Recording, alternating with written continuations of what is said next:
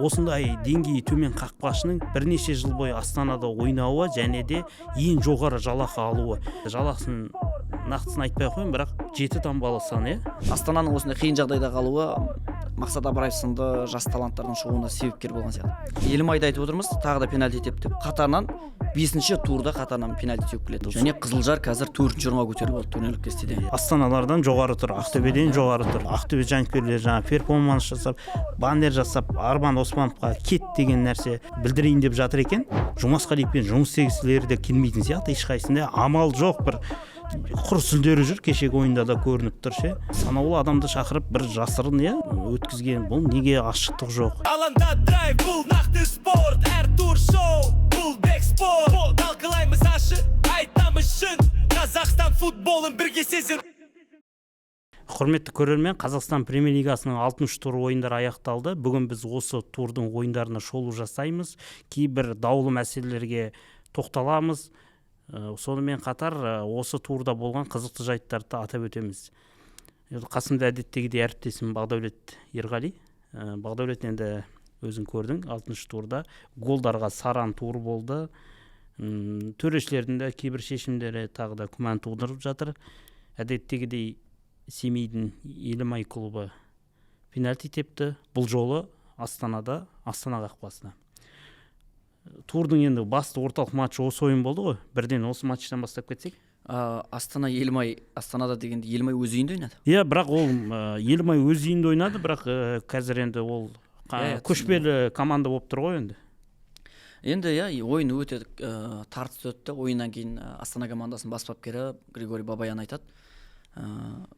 Екі командада бір ұпайға жеткенімізге, бір ұпай еншілегенімізге қуануымыз керек. Жеңбей қалдық деп өкінудің қажеті жоқ бұл жерде дейді да. Өйткені кез келген команда, мен де толыққанды келсем, Елімайда Астанада жеңіске жетіп кету мүмкіндігі бар еді. Бірақ енді егер қосалқы құрамнан шыққан ойыншылар келетін болсақ, Елімай командасында сол қосалқы құрамдағы ойыншылары негізі мықтырақ қой Астанамен салыстырғанда. Астанада тек қана бір құрам деп әрдайым айтып жүрмін, дәл солай. Осы жолы Дінмұхамед Қараманды қосалқы құрамға қалдырды, және де өткенде бір абайсыз жарақат алып қалған Калайца негізгі құрамда шықты. Бірінші минутта басын орап алды. Кейін екінші таймда оны шешіп тастады ойын. Оған кедергі келтірді. Бауыржан Исламхан алдыңғы матчта неде қалды, қосалқы құрамда ордабасымен ойнады. Бұл жолы қайттан бірінші минуттан шықты, дегенмен енді физикасы жетпейді, әзірге 60 минутын ойнап шықты. Енді Астана командасы өте сауатты ойнады. Екі команданың жалпы ойыны ұнады. Алма кезек качелі болды. Бірде мына қақпаға, бірде мына қақпаға. Екінші таймда Томасовтың бір 2-3 моментті соғалмаған кездері болды. Томасов неге жақсы ойнады, бірақ сол мүмкіндіктерін пайдалана алмады. Елімайда да мүмкіндіктер болды, қақпа алға шығып кеткен. Сондықтан ол жерде кез келген команда жеңіп кету керек. Енді пенальтиге келетін болсақ, сол бір эпизод Бейсебеков тепкен сәт кімге аяғынан теуіп жіберді, үлгермей қалды. Арсен Әшірбекке. Ол жерде мен ойымша пенальти болды. Мен ойыннан кейін Баяннан сұрадым, бірақ жөнді жауап берген жоқ. Ол не ойлайтын қызық қой енді. Менің ойымша пенальти болды. Бейсебеков допты қабылдады, бірінші, бірақ дегенмен сол айбалаң ішінде допты себем дегенше, енді ол жерде біріншіден сол Бейсебеков көрген жоқ біріншіден. Екіншіден өте жай қимылдады. Бірақ енді көрмей қалдың екенде пенальти бермей қоймайды ғой. Өйткені Әшірбек бірінші ол допты теуіп жіберді да, содан кейін барып Бейсебеков Әшірбектің аяғынан тепті. Мен осы жерде бір нәрсе айтқым келіп отыр. Өткенде сен айтып қалдың.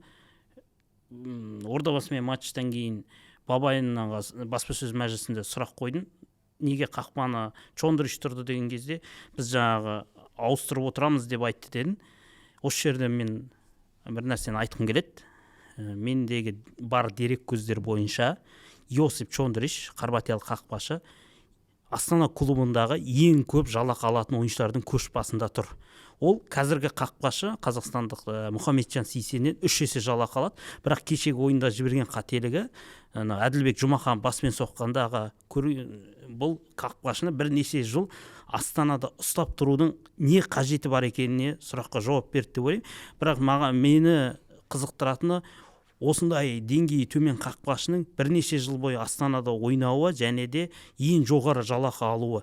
Оның қазір енді жалақысын нақтысын айтпай қойын, бірақ 7 таңбалы сан.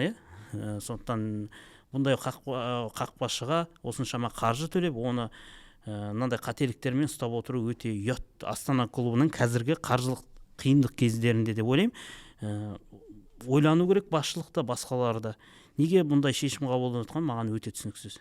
Енді меніңше де Сейсен Чондыричке қарағанда жақсырақ сияқты көрінеді, бірақ дегенмен Бабаяның шешімі мүмкін сол Қайраттан 4 гол жібергеннен кейін бір сейв жасамады ғой. Жоқ, Сейсенге бәсекелестік керек, Сейсенге Астанаға жақсы қақпашыға қажет деп ойлаймын, бірақ ол Чондрич болмау керек. Енді алдағы уақытты ескеретін де шығар. Астана командасы жақында жаңа бір серіктес табады деп жатыр, өте жақсы. Егер табылып жатса, трансфер терезеде мүмкін ойыншылар алып қалар. Енді бұл ойында тағы бір ерекшелігі Мақсат Абраевтың голы, өте керемет гол соқты. Әдемі гол, осы турдағы ең бір әдемі голдардың бірі деп айтуға болады. Және жас ойыншы қазір сол өз қапталында, сол қапталда өте белсенді, сенімді түрде бұрыннан бір осы Қазақстан премьер-лигасының деңгейінде ойнап жүрген адам қыса ойнап жүрді. Ал былтырғы маусымда QG лигада, енді бірінші лигаға жастар командасына шақыртып алды, бірақ дегенмен ояқта да көп ойнаған жоқ қой. Ондай бір кәдімгідей тәжірибесі мол ойыншы сияқты ойнауға. Бірақ дегенмен енді Астананың осындай қиын жағдайда қалуы Мақсат Абраев сынды жас таланттардың шығуына себепкер болған сияқты. Мақсат Абраев осы турдың ең үздік голдарының бірін салды деп ойлаймын. Жалпы енді былтыр Астанамен Елімай 3-3 есебімен тең түскен. Биылда енді 2-2 есебімен тең тарқасты. Жанкүйерлер енді бірнеше голға куә болды. Жалпы енді аса қатты бір қателіктер болған жоқ деп ойлаймын төрешілер тарапынан. Енді пенальтиге қатысты енді аздап күмәндар болуы мүмкін, бірақ енді оны мүлдем болған жоқ деп ешкім нетіп тастай алмайды, сырып тастай алмайды. Сондықтан енді жалпы екі команда бір-біріне лайықты болды, тең нәтиже әділетті деп санаймыз. Келесі ойынға өтейік. Бұл жерде кім Қайрат Нұрдәулетов, жетісу бапкері, былтыр Павлодар клубын жаттықтырған ертіске өзінің бұрынғы командасына оралды, яғни Павлодарға оралды. Білесіздер, Қайрат Нұрдәулетов Павлодардан қандай жағдайда кеткенін, сол кездегі клубқа қатысы бар азаматтардың Қайрат Нұрдәулетовтың шешіміне араласып, оның бапкер ретіндегі қабылдайтын тактикалық шешімдеріне, ойыншыларды негізгі құрамға шығаруына қатысты көп ақыл айтып кетіп, сонымен ол бұндай мен жерде жұмыс істей алмаймын деп кетіп қалған болатын. Биыл міне келді, бірақ басқа команданың бапкер ретінде келіп 3 ұпай алып кетті. Осы ойыннан кейін енді кейбір ертіс жанкүйерлері бас бапкердің кетуін талап етіп жатыр екен, бірақ меніңше әзірге ерте деп ойлаймын. Павлодар командасында 6 ұпай бар, 11 орында келе жатыр. Енді команда жаңадан жасақталды, құрамында енді ондай деңгейде бір жоғары ойыншылар жоқ қой. Соған қарамастан енді Ордабасымен тең түсті, Атыраумен тең түсті, Алтайды жеңді деген сияқты біраз ұпайлар жинап үлгерді. Қалай ойлайсың? Енді ертіс командасы мен де келіспеймін, алдық қой. ИК-дағы алдық, жазып қайта бапкер кетсін деп жатыр. Мен де келісе қоймаймын. Осындай бір сәтсіздіктен кейін енді өзімен деңгейлес команда ол жерде жетісуда жеңіске жетіп кетуі мүмкін, ол жерде ертісте жеңіске жетіп кетуі мүмкін. Иә, ертіс тіпті бірде-бір кезінде екінші голын салған, бірақ оны офсайд деп есептеген жоқ. Жалпы ертіс жақсы ойнады, ол ойында бір мысалы Қайсар мен Алтайдың орнына алдап тоқтағанбыз ғой. Дәл сол сияқты ойын көріп отырса, онда айтуға болатын еді, ертістің бапкері кету керек деп. Бұл жерде басқаша жағдайда сәттілік серігі болмай жатыр кейбір сәттерде. Енді жетісуда нашар ойнады деп айта алмаймын, бірақ дегенмен ертістің бапкерін дәл осы ойыннан кейін кетсін деп дәл ашықтан ашық өйтіп жазғыру меніңше қате пікір сияқты. Ертіс әлі топ 10-ға кіріп қалатын шығар. Топ 10-ға кірмесе де ұшу аймағына кірмейді әзірге мына ойынымен. Енді ертіс командасының бұл жерде сол алдағы шешімдеріне байланысты, өйткені былтыр нәтиже көрсеткен команданы толығымен 90-80% өзгеріп тастады, бапкерді алып тастады, орнына жаңа бапкер әкелді, жаңа құрам жасақтады. Бұл тағы да алдыңғы подкастта айтқандай, сол белгілі бір жоғары жақта бір адамның ауысуы толық команданың өзгеруіне алып келіп отыр да.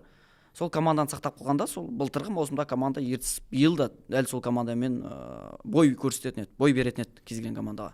Білмеймін неге бұндай өзгерістер жасаған. Сенбі күнгі матчтардың бірі ол енді Қайрат пен Каспий арасында болды. Каспий сол ойынның алдында бас бапкері Пірәлиевті қызметінен жіберді де, Ерлан Шойтымовқа қазір бас бапкердің міндетін атқарушы деген қызмет ұсынып, сол қазір жаттықтырып жатыр. Қалай ойлайсың, Каспий Қайраттан енді ұпай алатынына енді ешкімнің сенімі болған жоқ, дегенмен енді бір тайым шыдап берді команда, барынша қорғанысты ойнады. Каспийдің қарап отырсаң күнтізбесі өте қиын, Қайраттікі өте жеңіл. Иә, Қайрат мүлдем Алматыдан әлі шыққан жоқ, басқа қалаға барған жоқ. Келесі турда тағы Алматыда ойнайды. Кімнің Каспийді қарасам, осының алдында Ақтөбемен ойнады, бұл жолы Қайратпен ойнады, енді Тобылмен ойнайды. Енді Қазақстан премьер-лигасы сосын Астанамен ойнайды. Өте ауыр кестесі. Өте қызық Қазақстан премьер-лигасының биылғы маусымы. Жаңа айтып отырмыз ғой, енді Елімайда айтып отырмыз, тағы да пенальти тепті деп. Қатарынан 5-ші турда қатарынан пенальти теуіп келеді. Енді мен пенальтилерінде қателесті, төрешілерді қойып берді деп айта алмаймын. Ол жерде ешқандай мін жоқ. Елімай тепті. Дәл осындай жағдай Қайратта да.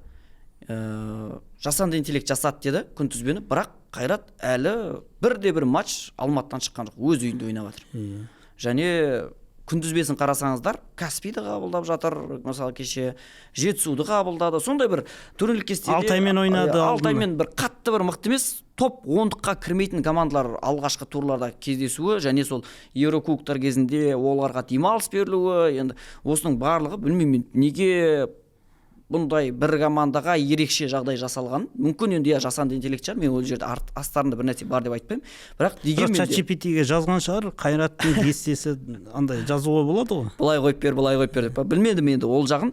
Бірақ енді Еврокубок кезінде демалыс беруді соған қарай ыңғайластыруды жазған шығар. Бірақ дәл осында кесте түсуді айтпаған айдан анық. Мүмкін анық емес. Енді оны голға қатысты да әңгімелер болып жатыр. Негізі бірінші гол Дастан Сәтбаевтың еңбегі ғой, бірақ кім Эдминсонға тиіп кетті, оның кейде қолына тиді деп жатыр. Енді бір жаңағы ракурстардан нақты көру қиын. Меніңше қолына тиді. Эдминсонның қолына тиді. Ол жерде Қайраттың бірінші голы, білмеймін төреші неге есепке алғанын. Ондай жағдайларда егер шабуыл кезінде орта жолда өзінің командасын тиіп кетсе, Еуропада негізгі голды алып тастайды. Қайрат, мен айтпаймын, Қайрат ол голсыз да жеңіп алады, жеңіске жетеді. Оның алдында Еркін Табаловтың голын есептемеді ғой. Бәлкім енді төреші қайта алып тастай беруге төрешінің де несі жетпеген сияқты. Ол жерде Қайрат командасын бір сырттан бір күш әсер етті деп айту келмейді. Ол тек қана меніңше төрешінің қателігі болды. Жергілікті жанкүйерлерден де кішкене қаймығады алдында, өйткені әртүрлі мүмкін бірінші голын дұрыс алып тастамаған шығар, сондай ойлары болуы мүмкін ғой. Енді жалпы Жоржина екінші голын соқты, Қайрат 2-0 есебімен жеңіске жетті. Дастан жаймен деп қайтадан өзінің формасына енді. Дастан қазір енді Қазақстан премьер-лигасының үздік ойыншысы екенін әр тур сайын дәлелдеп келе жатыр. Қазақстан ұлттық құрамасына да оның форма жинаған қажет. Қазір енді Қайрат осы ойыннан кейін жеке дара көш бастады, 14 ұпай бар. Басқа командалардан оқпай озып тұр. Сол бірінші күннің енді соңғы матчы ол Ордабасы мен Көкшетаудың Оқжетпес арасында өтті. Оқжетпесті Ордабасыда бұған дейін 5 тур бойы ешкімнен жеңілмеген командалар, сондықтан осы жолы біреуінің ұпай жоғалтуы ықтималдығы жоғары болды.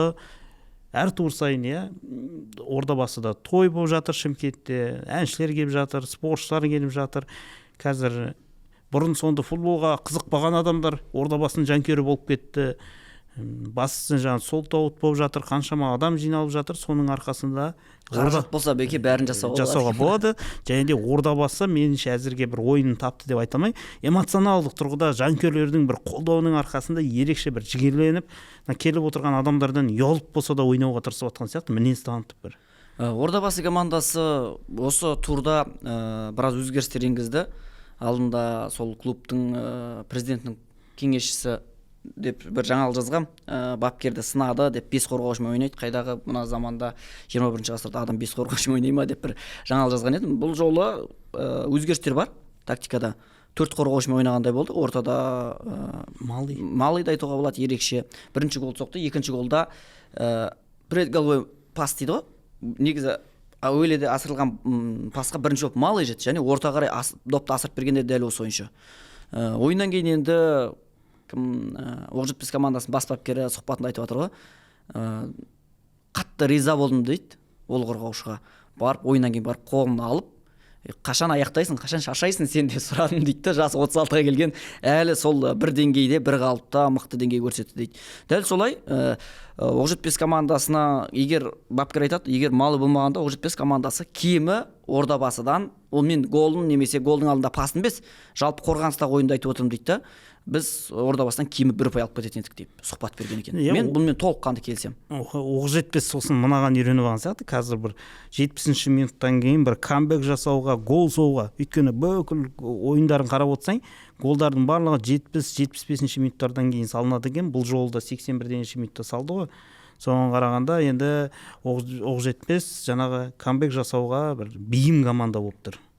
Оқ жетпес командасы соңғы бір матчты үйінде өткізді. Оның алдында айттым ғой, енді Астана, Қарағанды қайта-қайта қонаққа барып жүр. Меніңше жігіттер физикалық тұрғыдан да өте шаршаған сияқты. Алдыңғы болжамда айтқан едім, біраз қиналып қалды, сондықтан Ордабасы басым болады деп. Дәл солай ойынның соңғы минуттарында кәдімгі жіберіп алған көрініп тұр. Енді оқ жетпес 1 гол соқты. Гол соққан кезде Малы үлгермей қалды тағы да. Сол жігіттің есімін қайта-қайта айттық қой. Баспен соғып кетті ғой енді. Оқ жетпес ойыншылар сол кезде үлгермей қалды. Жалпы 3 голға да эпизодта бұл қорғаушының қатысы бар екен. Енді Ордабасы командасы керемет. Негізі жанкүйерлері қаражаттың пайда болуына байланысты пайда болды деп айтуға келмейді. Жанкүйерлері Ордабасының бұрыннан бар. Техас Фанс. Мен былтырғы маусымда Ордабасының матчтарына барып, Шымкентке барып көріп келгем. Влог түсіруге бардым, сол кездерде көрдім. Ол жақта қолдау жекеге өтпей-ақ та жанкүйерлер қолдау болды. Тек енді жекеге өткеннен кейін кейбір танымал тұлғалар да келіп қолдау білдіріп жатыр. Соны айтып отырмын ғой. Ордабасы оқ жетпес матчынан кейін Шымкент командасы қазір 12 ұпаймен 2-ші орында келе жатыр. Алдыда тек Қайрат тұр. Ордабасы енді биыл үлкен мақсаттар қойып отыр, чемпиондыққа таласамыз деп отыр. Әзірге енді қарқындары жаман емес. Одан кейін енді Жезқазғанда Ұлытаумен Тобыл ойнады. Қазір Қостанай командасының жағдайы өте қиын. Матчтан кейін енді әлі әзірге ешқандай бір бапкерге қатысты шешім айтылған жоқ. Бұл ойында Тобыл жеңіліп қалды. Тіпті жарты сағат сан басымдығын ие болды. Жаңа Мартинс Анане деген Жезқазған командасының гол соққан ойыншысы қуылып кетті. Жалпы Ұлытау командасын мен маусым басталғалы мақтап жүрмін. Жезқазғандық команданы. Негізі Жезқазғанда алаң өте нашар, бірақ футбол өте жақсы. 2 афроамериканец бар, сосын 2 жапондық ойыншы бар. 4-еуінің ойыны басқа командалардың легионерлермен салыстырғанда әлде қайда жақсы. Сосын енді қазақстандық ойыншылар нашар деп отырған жоқпын ол жақта. Тек мен жаңа легионер ойыншыларды салыстыратын. Сосын грузин Бека. Ол да бар. Енді қазір 7 легионер бар. Сол кейбір әріптестеріміздің айтуы бойынша клубқа тағы да бір легионер қосылады. 8-ші осы бір керемет ойыннан кейін рұқсат беріпті алуға, тағы бір жапондық келеді деп жатыр.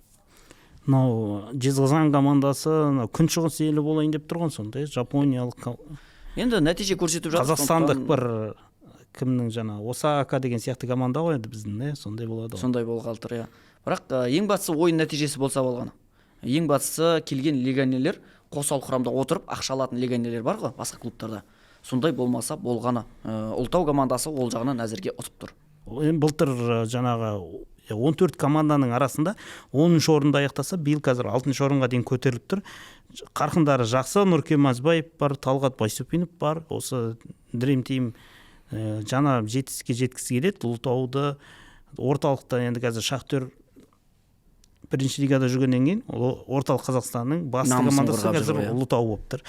Одан кейін тағы бір ойын Атырау мен Қызылжар арасында өтті. Қазір өзің көріп жүрген шығарсың, Қызылжар командасының әлеуметтік желіде белсенділігі, мемдері көп. Әрбір ойыннан кейін команда билеп жатады, қарсыласты бір әжуалап жаңағы. Жақсы ғой. Ол жақсы. Бір серпілтіп отқан сияқты жанкүйерлерді, желідегі қолданушыларды да бір қызықтырып, әртүрлі видеолар, фотолар салып жатады. Осы ойыннан кейін де енді сондайларды куә болдық. Жалпы енді матч Түркістанда өтті. Атырауда енді бұған дейін жеңілмеген еді. 5 тур бай осы жолы алғаш рет ұпай жоғалтты. Сосын Атырауға қатысты айтты ғой, жаңағы ойын стилі кішкене қорғанысқа бейімделген, 2-ші нөмірмен шабуылдауға тырысады ғой. Осы жолы олар бірден бірінші нөмірмен ойнап позициялық шабуылдар жасауға тырысқан. Сол жағы сәл кемшін болып қалған сияқты. Негізі өздерінің тактикасын өзгертпей қойғанда да дұрыс болар ма еді. Енді бұл ойынның бір қызығы 90 минутта қақпаға бір-ақ соққы болған. оны қақпаға тура соққы жасаған Қызылжар командасының ойыншысы Тимур. ол голға айналған. Тимур Мулдинов деген өзі Басқа- баяғыдан Петрополдың ойыншысы ғой, сол мектептің түлегі, капитаны жүрген. Басқа қақпаға мүлдем соққы болмаған екен. Ортада доп былай жүрді Иә, ғой. жүрген ғой. Осы жағынан енді екі команда тіпті тең нәтиже болса да таңғалмай қоюға болатын еді. Биыл енді мынау қазір- Қызылжар лайық деді ғой деп айтпайтын едік та. Иә. Жалпы енді биылғы маусымда біздің жаңағы Тобыл, Ақтөбе, Жеңіс сияқты командаларға қарағанда осы Қызылжар, Ұлытау, Оқжетпес жақсы жағынан таңғалдырып жатыр. Сондықтан енді Қызылжарды жеңісімен құттықтаймыз. Келесі турда олар Петропавлда ордабасыны қабылдайды енді. Және Қызылжар қазір 4-ші орынға көтеріліп алды турнирлік кестеде. Иә. Астаналардан жоғары тұр, Ақтөбеден жоғары тұр. Ақтөбе деп жатырмыз, енді Астанаға Ақтөбе келді. Ақтөбе келгенде Ақтөбе осында жаттығуларын жасайды. Жеңіспен ойнады. Әлиев білесің, өткен матчта Қызылжардан 4 гол жібергеннен кейін мен Ақтөбеден ұпай алам, 3 ұпай алам деді. Енді біразымыз ішінде күлгендей де болдық, сенбегендей де болдық, бірақ сөзінде тұрды. Осы жолы Қазақстанның 5 дүркін чемпиондарынан басым түсті. Және Ақтөбенің қақпасына пенальти белгіленген. Оны алып тастады Төреш. Енді мен барып матчты көрдім Астана аренадан. Матч өте бір сүйкімсіз матч болды. Жеңістің сәл басымдығымен өтті. Жеңістің басымдығымен өтті. Жалпы Елімай мен оның алдында бір күн бұрын Елімай мен Астананың матчын барып қарадық қой. Елімайдың жанкүйерлер стадионын толтырып керемет болған ол кезде де. Бұл жолда да жанкүйерлерде мін жоқ. Ақтөбе әдеттегідей өзінің стилінде жанкүйерлер лық толы. Бірақ ойын жағынан екі команданың мүлдем ұнаған жоқ. Жеңіс әдемі ойнады, Ақтөбеге қарағанда дайындалып келген, көрініп тұр. Дәл осы Ақтөбеге арнайы дайындалып келген. Осыған дейінгі ойындары Али Ханалиұлының бір екінші таймда сәл бір бәсеңдеп қалып жатса, сүйкімсіз болып қалып жатса, бұл жолы өте сауатты ойнады Ақтөбеге қарсы. Сол пенальти белгілеген эпизодта да негізі доп қолына тиді, бірақ енді денесіне жақын болған, алып үлгермеген. Ол жерде де Төреш қателескен жоқ, барлық шешім дұрыс. Бір несі Ақтөбенің ойыны қайда кетті деген сұрақ. Таркович жаңа бапкер келді, бірақ әлі нәтиже жоқ. Енді бұл жерде мен Ақтөбенің ойыншыларын немесе жаңадан келген бапкерінде кінәлаудан аулақпын. Бұл жерде жаңа басшылық бар, осы клубқа араласып жүрген адамдары бар, агент тұрғысынан ойыншыларды әкеліп беріп жүрген, өз ойыншыларын тықпалап жүрген адамдар бар. Солардың қателігі, кінәсі деп ойлаймын. Сосын тағы бір қателігі Ақтөбе сырт алаңда, яғни өзінің үйдегі ойындарын Түркістанда өткізуі командаға тағы да бір әсер ететін сияқты, кері әсерін өткізетін сияқты. Алдында да айтып жүрміз, Ақтөбе командасының қазіргі сәтте түсініксіз басшылығы Астанада, жанкүйерлері Ақтөбеде, жұмысшылары, ал команда Түркістанда жаттығады. Жоқ, Астанада жаттығады, Түркістанда ойнайды. Иә, Түркістанда ойнайды, Астанаға келіп кетеді. Астанада тұрады. Астанада Осы жаттығады. жағынан біраз меніңше жұмыс жасау мүмкін емес қой, онда үш жақта жүру. 3 жақ 4 жақ болып кетті. Бұлардікі сосын жалпы енді клубтың мынау кеше көріп отырсың ойынын, жеңіспен ойында қарасаң, жаңағы мынау нелер бар ғой, зоналар өте ашық болып жатыр. Кейде мысалға жаңағы жеңіс қарымта шабуылды ұйымдастырған кезде Ақтөбе ойыншылары үлгере алмай жатыр. Аналар бір асықпай, аптықпай 2 пас, 3 паспен Ақтөбенің шабуылын несіне айып алаңына жетіп жатыр. Көрдің ғой ондай сәттерді. Сондықтан қазір ешқайсы бір жүгірмейтін сияқты. Мысалға қазір Тимур Досмағамбетов, Темірлан Ерланов деген сияқты ойыншыларды кінәлап жатыр ғой. Мен оларды кінәламаймын. Ол жігіттерге келісімшарт ұсынды, оларға ойна деді, ойнап жатыр өз шамалар шарқына. Олар енді одан арыға қазір мысалға енді 36-37 жастағы Тимур Досмағамбетов жүгіріп бере алмайды ғой. Ол сондай ойыншыларды әкеліп, соларды негізгі құрамға ойнатып жүрген адамдардың кінәсі деп ойлаймын. Сондықтан ол ойыншыларды кінәлауға болмайды. Оларға келісімшарт ұсынды, сен біздің командаға керексің деп айтты. Олар өз деңгейінде кәсіби ойыншылар, олар шамаларын жеткенше ойнап беріп отыр. Ондай таңдау жасап отқан кім? Осыған дейін де айттым, мысалға спорттық директор Марат Хайруллин Ақтөбенің легендасы екенін білеміз, бірақ оның ешқандай тәжірибесі жоқ. Бірақ оның өзінде де бір қызмет беріп қойғаны болмаса, бір қолында билікте жоқ сияқты көрінеді. Не үшін ол отыр? Арман Оспановта да тәжірибе жоқ қой, олай. Арман Оспановта да тәжірибе жоқ. Қайраттың жанкүйері ретінде біз жақсы білетінбіз. Әлеуметтік желіде трецті осындай жазып жүрген адам, бірақ күнде Ақтөбенің директор болып кетті. Енді алдағы уақытта Ақтөбе жанкүйерлері жаңа перформанс жасап, баннер жасап, Арман Оспановқа кет деген нәрсе білдірейін деп жатыр екен. меніңше енді жоқ, Арман Оспанов бүгін кетті деген хабар тарап жүр ғой. енді әзірге нақты ресми ешқандай ақпарат жоқ қой. Жоқ, былай ғой, тағы бір қиындық команданың басшылығында, команданың жоғары шешім қабылдайтын адамдардың арасында осындай бір кетеді, кетпейді, жанкүйерлермен түсініспеушілік, осындай бір, қалай айтамыз, тұрақсыздықтың болуы клубқа кері әсерін беріп жатыр ғой. Сондықтан ертерек жіберу керек, болмаса нақты қалатын хабарлап бекіту керек. Болды, ешқандай жанкүйерлер қанша сынасаңдар да қалады осы маусымның соңына дейін деп. Сосын жаңағы Наниді көрдің, төрешіге қайта Қуатпен біраз қақтығысып жүрді. Қуат енді симулятор жасап жатыр, неге шығарып тастамайсыңдар деп жатыр ғой енді. Осы орайда енді қазір бізде тағы бір ойынды айтамыз.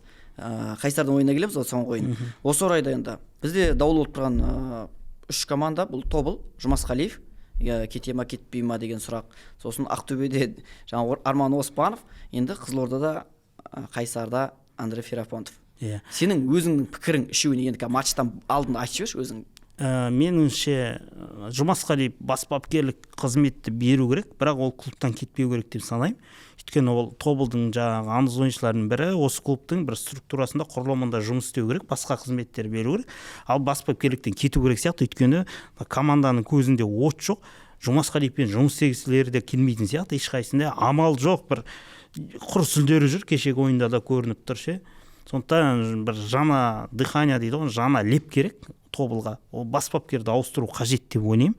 Жұмасқалиев клубтың құрылымында қалып, бір басшылық қызметке қарай ауысса екен, жаңа бір шетелдік бапкер әкелсе деген ой.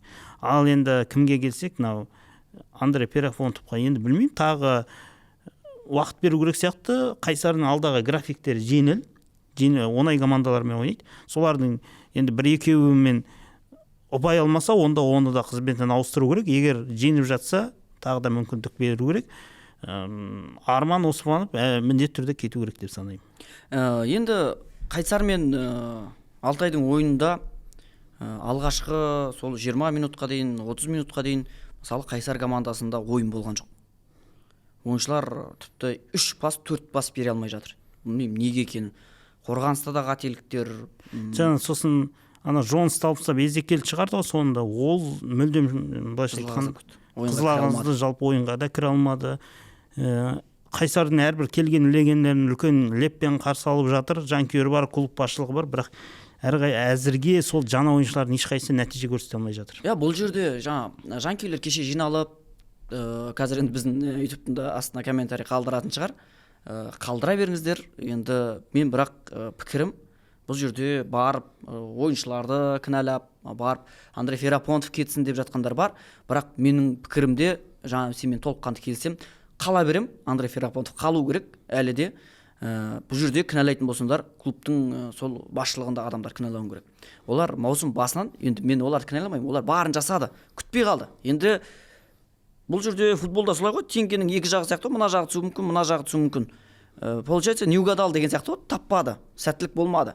Енді Ферапонтов былтырғы маусымда Оқжетпесте жақсы нәтиже көрсетті. Ойыншылар Оқжетпесте жақсы ойнады маусымның басында Ферапонтов кезінде. Соның өзінің ойыншыларын алып берді. Қалаған ойыншыларын Мозис та келді, Эзекел да келді. Ол мысалы нашар ойыншы емес еді. Анау Джонс та келді. Қай жақтан? Уругвай ма? Қай неден? Осындай бір ойыншылар алып келді. Сербия Цукиш па? Сосын Цукиш бар Оқжетпестен келген. Цукиш бар, Оқжетпестен келген. Сосын кеше тағы бір Цоб алып жатыр. Бразилиядан. Осылардың барлығын алып келді, басшылық барлығын жасап жатыр. Енді жаңа сен айтқандай ғой Ақтөбеге. Қалай бапкермен ойыншыларды кінәлайсың? Әкеліп сенім артты, істеп жатыр, бірақ болмай жатыр енді. Ойын қоя алмай жатыр, білмейді не екен. Тағы да сол гол соққан қорғаушы, шабуылшы еш нәрсе бітірген жоқ. Ортада жалғыз өзі Айбол Әбікен жүгіріп жүр. Бірақ ол да жетпей жатыр енді. Білмеймін, нәтиже қаншалықты болатын дегенмен мүмкіндік беру керек шығар. Сосын бұл жерде де жаңа Чондырышты айттым ғой, Астанада. Мүмкін Сесенің қасында бәсекелес болу керек біреу, бірақ Чондырыш емес қой деп. Дәл сол сияқты Қайсарда жақсы бір жалақыда отқан қақпашы бар. Салайдинің тасасында. Ол Оқжетпестің былтыр қақпашысы, ол легионер есептеледі клубта. Және оны әлі бір ойынға шығарған жоқ. Оның деңгейін көрген жоқпыз, бірақ отыр. Соның орнына бір жақсы қазақстандық қақпашыны алуға да болар еді ғой. Дұрыс айтасың. Аз Алтайда Қызылордалық жас қақпашы бар. Мысалы Салайдиннің ізбасары деп, мысалы оны да шақыруға болар еді деп ойлаймын. Сосын Алтайдың қақпашы жақсы тұрды, сосын. Онда айта кетуіміз керек. кімді Бахит Масудовты үш ұпай жинады. Жалпы мынау чемпионат басталғалы команда енді біртін премьер-лигаға үйренісіп келе жатыр. Алдағы уақытта жеңістермен қуантады деп ойлаймыз. Алтайға да Қайсарға да енді сәттілік тілейміз. Екі команда да енді қазақ футболына қажет командалар. Осымен енді өткен турды қорытындылап біттік. Алдында айтылды, жаңағы төрешілерге қатысты біз айттық қой біраз сындар. Содан кейін федерацияда бір жиын өтіпті. Жаңа бағдарлама таныстырған, нуны каштыру болған. Бірақ енді федерацияның кейбір шешімдері шынымен түсініксіз. Санаулы адамды шақырып бір жасырын өткізген. Бұл неге ашықтық жоқ? Осы сұрақ мені мазалайды. Өте қызық не? Бір футбол айналасында мысалы жүрмеген адамдарда кейбір мәселе ода емес. Сондай біріншіден олардың меніңше алалап шақыруы әркімді ашық хабар шығармай. Жоқ, жалпы барлығына кім несі бар, аккредитациясы бар, келсін, қатысын, көрсін, қояр сұрағы болса айтсын деу керек қой. Ана ешкімнің ол қабілетіне бағалау емес, нақты кімде сұрақ бар, сол жауап алу керек деп ойлаймын. Бұл жерде бір не емес қой, бір концерт емес қой. Құрметті қонақ ретінде шақырып отыратын. Енді түсінікті, егер футбол Қазақстан премьер-лигасы жайлы әрдайым жазып, біліп жүргендер де шақырды деп айтқанның өзінде де ондай да адамдар емес қой. Мен түсінген жоқ қандай критериймен шақырған, біріншіден. Екіншіден, сосын неге өйтіп алалап шақырған. Ешқандай да Қазақстан футбол федерациясының ішінде, офисінде кең бөлмелер бар, бүкіл журналистик бітеді, тіпті барлығы бармайды да, Астанада өзі жиындарға баратын санаулы журналист қанамыз, солар шақырса болатын еді. Бірақ неге ондай шешім қабылдады?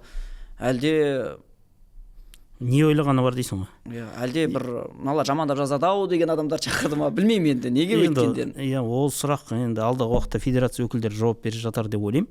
Енді келесі турға бір шолу жасап көрсек, келесі тур ойындарына қандай матчтар бар, бір қарап айтып жіберсең. Келесі турда 7-ші тур Оқжетпес Қайсар бастайды, бірінші 25 сәуір күні. Перефонтов өзінің бұрынғы командасына барады. Алғашқы 3 ұпайын алу мүмкін бе? Әлде Оқжетпес кешегі Шымкенттегі жеңілістен кейін басқаша бола ма? Оқжетпес командасына қазір өте қиын. Тағы да қонақты өз үйіне қайтып барады бұл жолы, Онда Оқжетпес бұл жолы жеңіске жетуі қажет. Мүмкін сосын анау Көкшетауда ойындарға қала әкімі де, облыс әкімі де келеді. Содан кейін бар күштерін салатын сияқты. Оның үстіне енді әрбір ойыннан кейін 1 миллион теңгеден, 2 миллион теңгеден кімбек болса қаржылай сыйақы беруде. Сондықтан бұл команданы жақсы бір шабыттандырып жатыр. Бұл жерде Оқжетпес командасы жеңіске жетеді деп айту өте қиын. Андрей Ферапонтовтың да ерекше мотивациясы бар бұл жағынан. Сосын Қайсар да қазір қысым өте қатты, кеше ойыннан кейін де жанкүйерлермен кездесті. Тағы бір тең ойын тіркелетін сияқты. Көреміз енді. Және матчтағы әр бір кішкентай эпизодтар шешіп кетуі мүмкін. Қызыл қағаз, пенальти деген сияқты ол да шешіп кетуі мүмкін. Ал жалпысында мен ойында тең ойын болады деп ойлаймын. Сосын екінші ойын Алтай жеңіс болады. Алтай енді 3 ұпай алғысы келеді. Бахит Масудов пен Әли Әлиев отандық бапкерлердің тағы бір текетіресі. Енді Ақтөбені жеңгеннен кейін Әли де бір Қаналиұлы да бір ерекше шабыттанып отыр ғой енді. Бұл ойында жеңіс фаворит қой енді қанша дегенмен. Мен де жеңіске жететін шығар деп ойлап отырмын. Өйткені қазір Али Қаналиұлы Ақтөбені жеңгеннен кейін орнын сақтап қалды деп айту өте қиын. Әлі де болсын ол егер Алтай сияқты командалардан ұпай жоғалтып жатса әңгіме болады ғой. Сондықтан Али Әлиевке бұл жолы да жақсы бір тактикамен бару керек. Және жеңіске жетеді деп ойлаймын. Көреміз енді жалпы ойыншылардың соңғы нәтижелері бойынша былтырғы маусымда ескеретін болсақ, әзірге сәтсіз трансферлердің қатарында Александр Меркель де бар деп сондай. Оны да айта кетуіміз керек. Бұл жерден жеңіске жетеді деп ойлап отырмыз, Үшінші матч Қызылжар Ордабасы. Ордабасы қонаққа барады. Өте қызық матч. Ордабасы сырт алаңда жақсы ойнайтын сияқты, андай қарымта шабуылдары. Қызылжарға ондай Қызылжар да жақсы ойнайды. Алдында жеңісті жеңіп жерді. Енді бұл жерде болжам айту қиын, кез келген екі команданың ұтылып кетуі әбден мүмкін. Бірақ десе де Ордабасы қазір бәріміз де Қызылжарға сенгіміз келеді. Осындай бір ертегі болған қалайсың ғой, енді күшті ғой. Қызылжар егер Ордабасын жеңіп жатса, үздік 3 командаға кіріп кетеді әрі қарай. Егер Еліма жеңіс тіпті озып кетуі мүмкін дегендей ғой. Сондықтан Қызылжар командасына сенеміз, бірақ дегенмен Ордабасы менің ойымша бұл ойында жеңіске жететін сияқты. Қазір Ордабасы жаймендеп қарқын алып келе жатыр. Ойыншылар бір-бірін түсініп келе жатыр. Көп ойыншылар енді сен Ордабасыға, мен Қызылжарға сеніп отырмын. Көрейік енді, Келесі матч Ақтөбе Ертіс. осы ойында егер Ақтөбеден жеңілсе ертіс бапкерін жіберуі мүмкін, немесе Ақтөбеде клуб директоры кетуі мүмкін. Әлде оған дейін жетпей оған дейін кетіп қалуы да мүмкін. Бұл жерде енді Ақтөбе басымдық бар. Ақтөбе жағында қанша дегенмен кеше жеңіске қарсы дәл солай басымдық болды, бірақ жеңіліп қалды. Бірақ бұл жолы да мен Ақтөбе жеңіске жетеді деп ойлап отырмын. Меніңше сол минималды есеп болуы мүмкін. Иә, енді келесі матчтар жексенбі күні 26 күні Жетісу Ұлытауды қабылдайды. Екеуі бір-бірімен шамалас деп ойлаймын. Жоқ, меніңше Ұлытау қаржы жағынан, Ұлытау ойыны жағынан Жетісуға жаңа Анана деген ойыншы болмайды. Бұл матчқа алдында қызыл қағаз алып қалды. Бірақ сонда да енді Ұлытауда орын ауыстыратын ойыншылар бар. Дегенмен енді Жетісудың қорғанысы биыл екі қорғаныс қатарынан екі сызық қойып тастаған ғой. Тең есеп. Бұл жерде тең есеп. Жетісу өз үйінде жеңіле қоймайтын шығар. Алматыда болады ойын. Иә. Алматыда болады. Енді үйдегі ойыны ғой, Жетісудың үйдегі ойыны есептеледі. Сондықтан бұл ойында жеңілмейді, тең ойын болады деп отырмын. Екінші матч 26 күні Тобыл Каспий. Жаңа бапкер Каспийде. Иә, қайсысы қаттырақ тасиды дегенде ғой. Енді теңізбен өзен кездесейін деп жатыр ғой, былайша айтқанда Каспий мен Тобыл.